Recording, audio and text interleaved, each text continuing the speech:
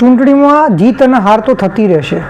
પણ ભાજપના પ્રદેશ પ્રમુખ જગદીશભાઈ વિશ્વકર્મા દ્વારા શ્રીમતી જ્ઞાનીબેન ઠાકોર માટે જે અપમાનજનક ભાષા અને શબ્દનો પ્રયોગ કરવામાં આવ્યો છે તેને હું સખત શબ્દોમાં વખોડું છું.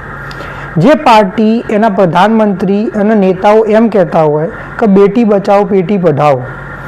એ મહિલા સશક્તિકરણની વાતો કરતા હોય, મહિલા અનામતની વાતો કરતા હોય,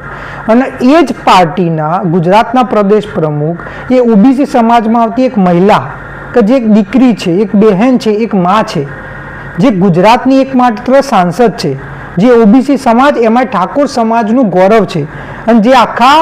ભારતના અંદર બનાસના બેનના નામથી પ્રખ્યાત હોય, એ જ્ઞાનીબેન માટે આટલી અપમાનજનક ભાષાનો ઉપયોગ એ કોઈ દિવસ ચલાવી લેવામાં નહીં આવે.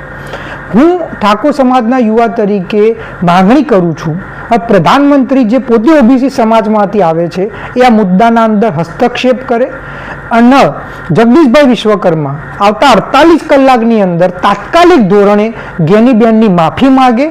અને જો માફી નહીં માગે તો પછી આ નારી શક્તિનું અને એમાં ઠાકોર સમાજની બહેનનું, દીકરીનું, માનું અપમાન ગણવામાં આવશે કે જે ઠાકોર સમાજ કોઈ દિવસ સહન કરી લે, ગુજરાતનો નાગરિક કોઈ દિવસ સહન નહીં કરી લે. આ જેટલું થાય એટલું જલ્દી સમજી જવું એટલું સારું રહેશે.